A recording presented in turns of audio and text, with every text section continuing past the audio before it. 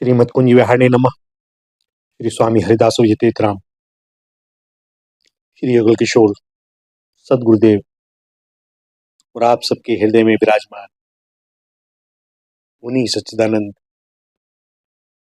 मेरे प्रभु के श्री चरणों में साष्टांग दंडवत प्रणाम करते हुए और आप सबको प्रणाम करते हुए दास आज श्रीमद् भागवत पुराण के प्रथम स्कंद के 10वें अध्याय का शुभारंभ करने की चेष्टा कर रहा है। आप सबकी करुणा से कर भी पाएगा ऐसा भरोसा भी। 10वें अध्याय का शीर्षक है श्री कृष्ण का द्वारका गमन। शौनक जी ने पूछा, धार्मिक शिरोमणि महाराज, युधिष्ठिर ने अपनी पैतृक संपत्ति को हड़प जाने के इच्छुक आत्ताइयों का नाश करके अपने भाइयों के साथ किस प्रकार से राज्य शासन किया और कौन कौन से कार्य किए, क्योंकि भोगों में तो उनकी प्रवृत्ति थी ही नहीं। सूत जी कहते हैं, संपूर्ण सृष्टि को उज्जीवित करने वाले भगवान श्री हरि परस्पर की कलहाग्नि से दग्ध कुरुवंश को पुनः अंकुरित कर और युधिष्ठिर को उनके राज्य सिंहासन पर बैठाकर बहुत प्रसन्न हुए। भीष्म पितामह और भगवान श्री कृष्ण के उपदेशों के श्रवण से उनके अंतःकरण में विज्ञान का उदय हुआ और भ्रांति मिट गई। भगवान के आश्रय में रहकर वे समुद्र पर्यंत सारी पृथ्वी का इंद्र के समान शासन करने लगे। भीमसेन आदि उनके भाई पूर्ण रूप से उनकी आज्ञाओं का पालन करते थे। युधिष्ठिर के राज्य में आवश्यकता अनुसार यथेष्ट वर्षा होती थी। पृथ्वी में समस्त अभीष्ट वस्तुएं पैदा होती थी। बड़े बड़े थनों वाली बहुत सी गौएं प्रसन्न रहकर गौशालाओं को दूध से सींचती रहती थी। नदियां, समुद्र, पर्वत, वनस्पति, लताएं और औषधियां प्रत्येक ऋतु में यथेष्ट रूप से अपनी अपनी वस्तुएं राजा को देती थी। अजात शत्रु महाराज युधिष्ठिर के राज्य में किसी प्राणी को कभी भी आदि व्याधि अथवा दैविक, भौतिक और आत्मिक कलेश नहीं होते थे। अपने बंधुओं का शोक मिटाने के लिए और अपनी बहन सुभद्रा की प्रसन्नता के लिए भगवान श्री कृष्ण कई महीनों तक हस्तिनापुर में ही रहे। फिर जब उन्होंने राजा युधिष्ठिर से द्वारका जाने की अनुमति मांगी, तब राजा ने उन्हें अपने हृदय से लगाकर स्वीकृति दे दी। भगवान उनको प्रणाम करके रथ पर सवार हुए। कुछ समान उम्र वाले लोगों ने उनका आलिंगन किया और छोटी उम्र वालों ने प्रणाम किया। उस समय सुभद्रा, द्रौपदी, कुंती, उत्तरा, गांधारी, धृतराष्ट्र, युयुत्सु, कृपाचार्य, नकुल, सहदेव, भीमसेन, धौम्य और सत्यवती आदि सब मूर्छित से हो गए। वे सारंगपाणी श्री कृष्ण का विरह नहीं सह सके। भगवत भक्त सत्पुरुषों के संग से जिसका दुस्संग छूट गया है, वो विचारशील पुरुष भगवान के मधुर मनोहर स्वयश को एक बार भी सुन लेने पर फिर उसे छोड़ने की कल्पना नहीं करता। उन्हीं भगवान के दर्शन तथा स्पर्श से, उनके साथ आलाप करने से तथा साथ ही साथ सोने, उठने, बैठने और भोजन करने से जिनका संपूर्ण हृदय उन्हें समर्पित हो चुका था, वे पांडव भला उनका विरह कैसे सह सकते थे। उनका चित्त द्रवित हो रहा था। वे सब निर्निमेष नेत्रों से भगवान को देखते हुए स्नेह बंधन से बंधकर जहां तहां दौड़ रहे।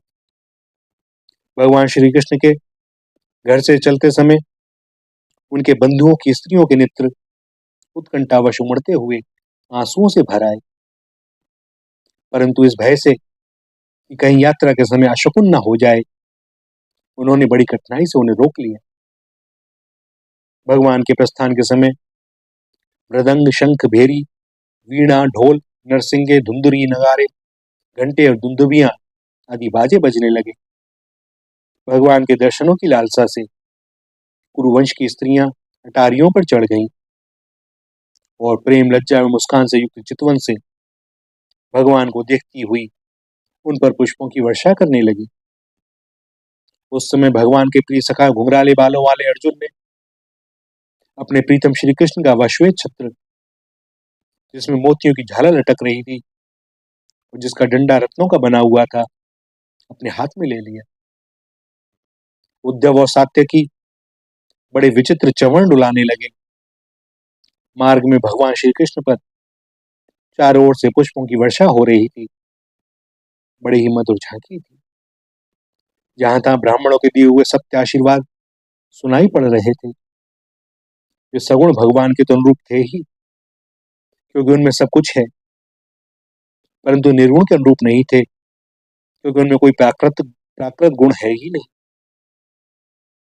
हस्तिनापुर की कुलीन रमणियां, जिनका चित्त भगवान श्री कृष्ण में रम गया था, आपस में ऐसी बातें कर रही थीं जो सबके कान और मन को आकृष्ट कर रही थीं। ये आपस में कह रही थी, सखियों, ये वे ही सनातन परम पुरुष हैं जो प्रलय के समय भी अपने अद्वितीय निर्वेश स्वरूप में स्थित रहते हैं। उस समय सृष्टि के मूल ये तीनों गुण भी नहीं रहते। जगदात्मा ईश्वर में जीव भी लीन हो जाते हैं और महतत्व आदि समस्त शक्तियां अपने कारण अव्यक्त में सो जाती हैं। उन्होंने ही फिर अपने नाम रूप रहित स्वरूप में नाम रूप के निर्माण की इच्छा की तथा अपनी काल शक्ति से प्रेरित प्रकृति का, जो कि उनके अंशभूत जीवों को मोहित कर लेती है और सृष्टि की रचना में प्रवृत्त रहती है, अनुसरण किया और व्यवहार के लिए वेदादि शास्त्रों की रचना की। इस जगत में जिसके स्वरूप का साक्षात्कार जितेंद्रिय योगी अपने प्राणों को वश में करके भक्ति से प्रफुल्लित निर्मल हृदय में किया करते हैं, ये श्री कृष्ण वही साक्षात परम ब्रह्म है। वास्तव में इन्हीं की भक्ति से अंतःकरण की पूर्ण शुद्धि हो सकती है, योग आदि के द्वारा नहीं। सखी, वास्तव में ये वही है जिनकी सुंदर लीलाओं का गायन वेदों में और दूसरे गोपनीय शास्त्रों में व्यास आदि रहस्यवादी ऋषियों ने किया है, जो एक अद्वितीय ईश्वर हैं और अपनी लीला से जगत की सृष्टि, पालन तथा संहार करते हैं, परंतु उसमें आसक्त नहीं होते। जब तामसी बुद्धि वाले राजा अधर्म से अपना पेट पालने लगते हैं, तब यही सत्वगुण को स्वीकार कर ऐश्वर्य, सत्य, ऋत, दया और यश प्रकट करते और संसार के कल्याण के लिए युग युग में अनेकों अवतार धारण करते हैं। अहो, यह युद्धवंश परम प्रशंसनीय है, क्योंकि लक्ष्मीपति पुरुषोत्तम श्री कृष्ण ने जन्म ग्रहण करके इस वंश को सम्मानित किया है।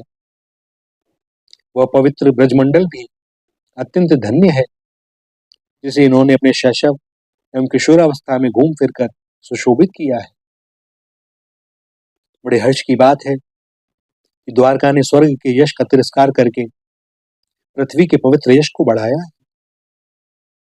क्यों ना हो, वहां की प्रजा अपने स्वामी भगवान श्री कृष्ण को, जो बड़े प्रेम से मंद मंद मुस्कुराते हुए उन्हें कृपा दृष्टि से देखते हैं, निरंतर निहारती रहती है।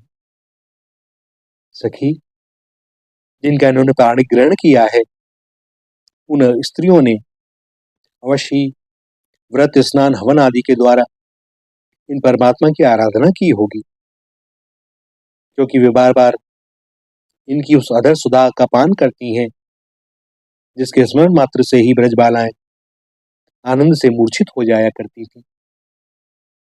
वे स्वयंवर में शिशुपाल आदि मतवाले राजाओं का मान मर्दन करके जिनको अपने बाहुबल से हरलाए थे तथा जिनके पुत्र प्रद्युम्न, सांब, आम्ब आदि हैं, वे रुक्मिणी आदि 8 पटरानियां और भौमासुर को मार कर लाई हुई जो इनकी हजारों निपत्नियां हैं, वे वास्तव में धन्य हैं, क्योंकि इन सभी ने स्वतंत्रता और पवित्रता से रहित स्त्री जीवन को पवित्र और उज्जवल बना दिया है।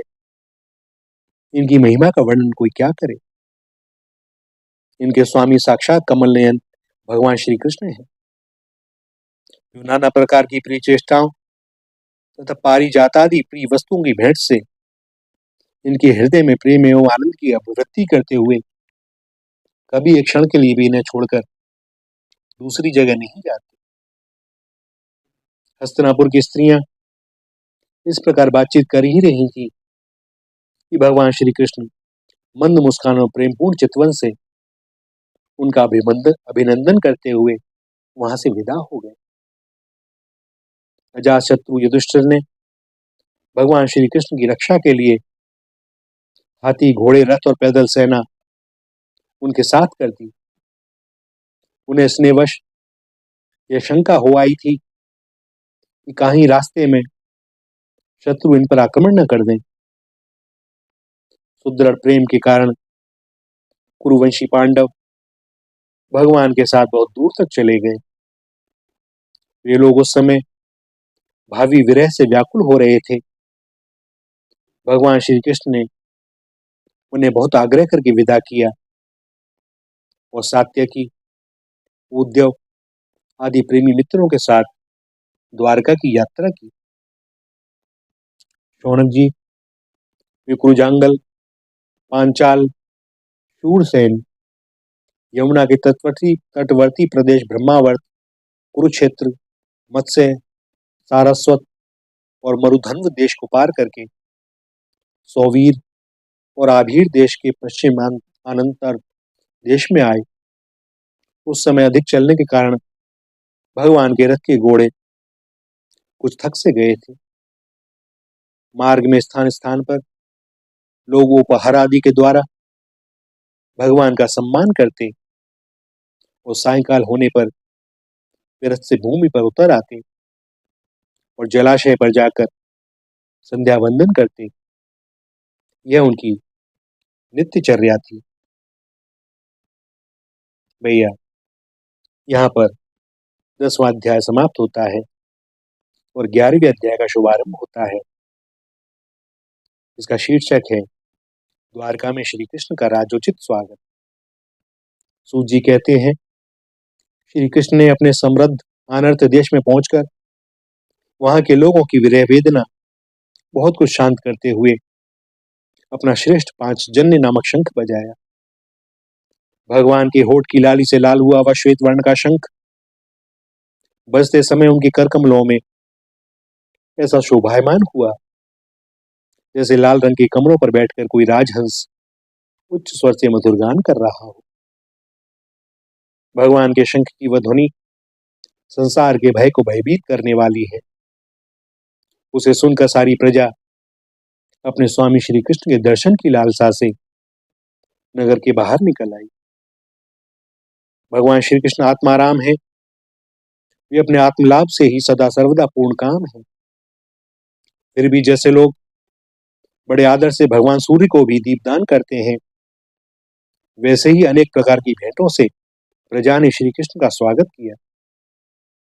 सबके मुख कमल प्रेम से खिल उठे। वे हर्ष गदगद वाणी से सबके सुहृद और संरक्षक भगवान श्री कृष्ण की ठीक वैसे ही स्तुति करने लगे जैसे बालक अपने पिता से अपनी तोतली बोली में बातें करते हैं।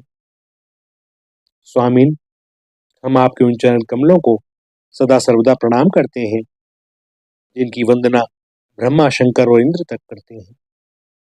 वे संसार में परम कल्याण चाहने वालों के लिए सर्वोत्तम आश्रय हैं, जिनकी शरण ले लेने पर परम समर्थ काल भी एक बाल तक बांका नहीं कर सकता। विश्व भावन, आप ही हमारी माता, सुहृद, स्वामी और पिता हैं। आप ही हमारे सद्गुरु और परम आराध्य देव हैं। आपके चरणों की सेवा से हम कृतार्थ हो रहे हैं। आप ही हमारा कल्याण करें। आहा, हम आपको पाकर सनाथ हो गए, क्योंकि आपके सौंदर्य, सर्व सौंदर्य सार अनुपम रूप का हम दर्शन करते रहते हैं।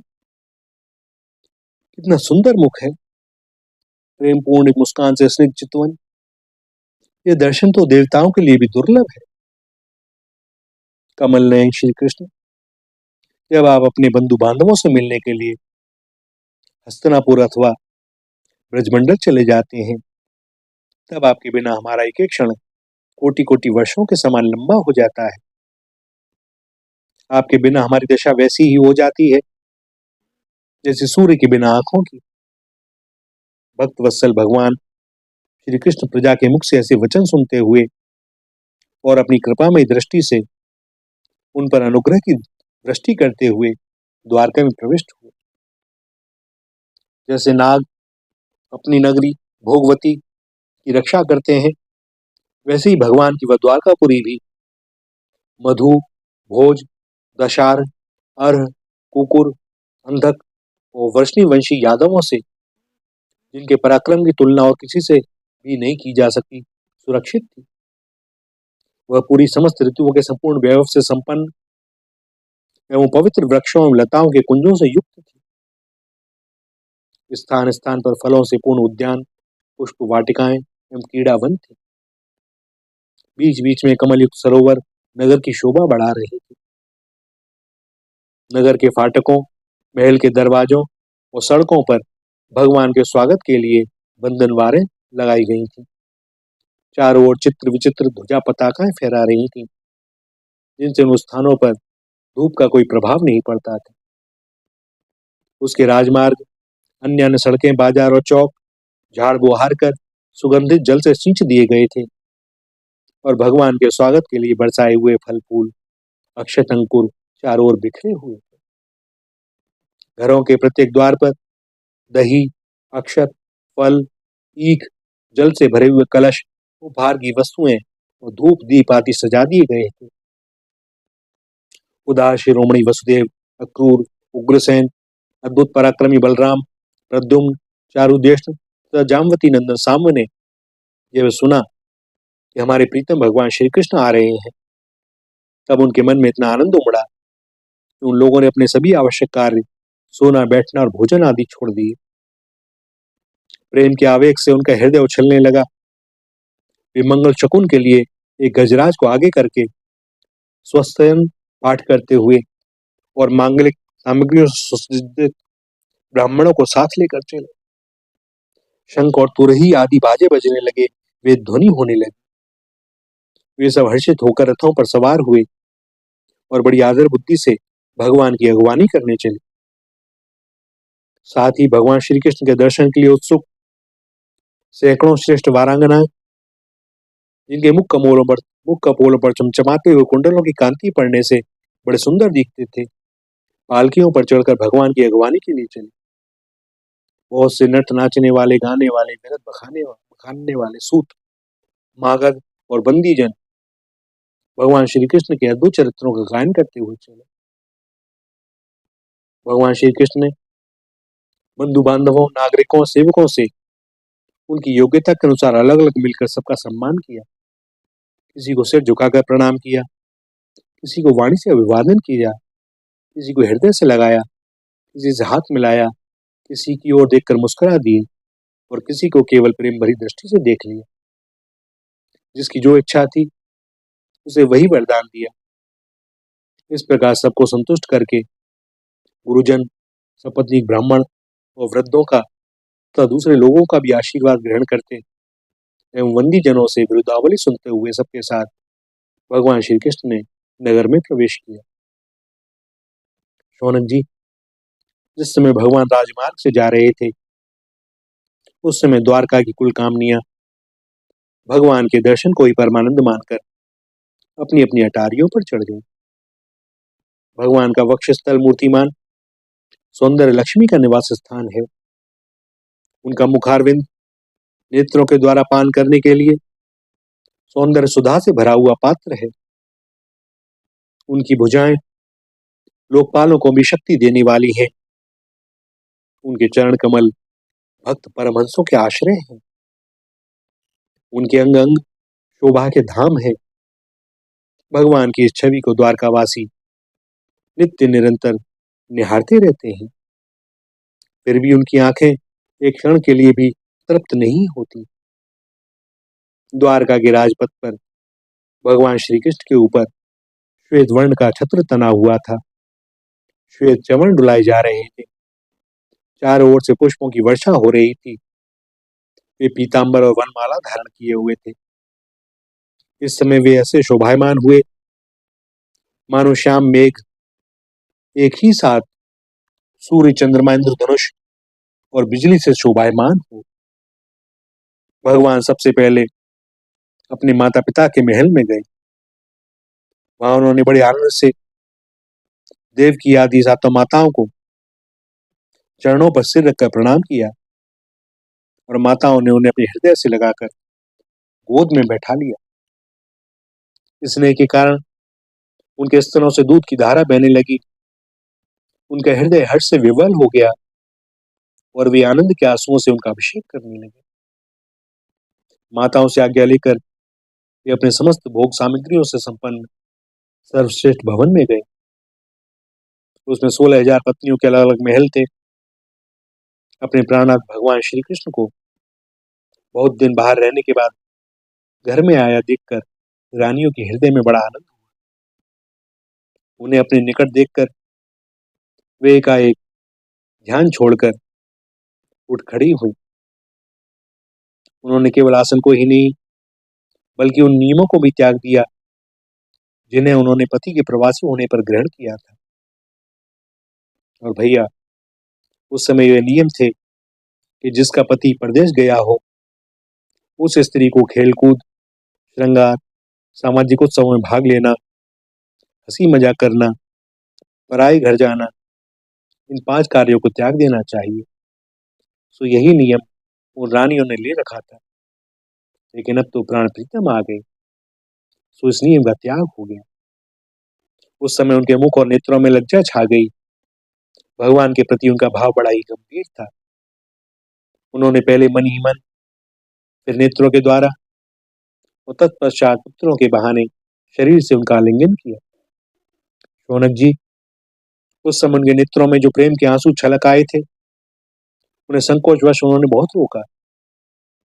फिर भी व्यवस्था के कारण वे ढलक ही गए। यद्यपि भगवान श्री कृष्ण एकांत में सर्वदा ही उनके पास रहते थे, तथापि उनके चरण कमल उन्हें पद पद पर नहीं जान पड़ते। भला स्वभाव से ही चंचल लक्ष्मी, जिन्हें एक क्षण के लिए भी कभी नहीं छोड़ती, उनकी सन्निधि से किस स्त्री को तृप्ति हो सकती है।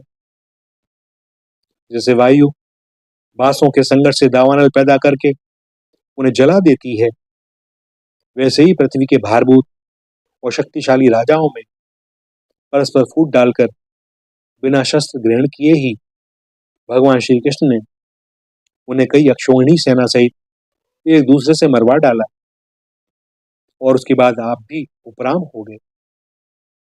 साक्षात परमेश्वर ही अपनी लीला से इस मनुष्य लोक में अवतीर्ण हुए थे और सहस्त्रों रमणी रत्नों में रहकर उन्होंने साधारण मनुष्य की तरह क्रीड़ा की। इनकी निर्मल और मधुर हंसी उनके हृदय के उन्मुक्त भावों को सूचित करने वाली थी, जिनकी लजीली चितवन की चोट से बेसुध होकर विश्व विजयी कामदेव ने भी अपने धनुष का परित्याग कर दिया था। वे कमनी कामनियां अपने काम विलासों से जिनके मन में तनिक भी शोभ नहीं पैदा कर सकी, उन असंग भगवान श्री कृष्ण को संसार के लोग अपने ही समान कर्म करते देखकर आसक्त मनुष्य समझते हैं। यह उनकी मूर्खता है।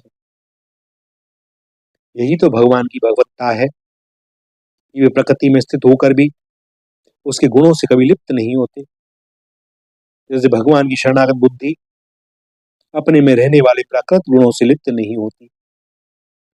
वे मूढ़ स्त्रियां भी श्री कृष्ण को अपना एकांत सेवी स्त्री परायण भक्ति समझ बैठी थी, क्योंकि वे अपने स्वामी के ऐश्वर्य को नहीं जानती थी।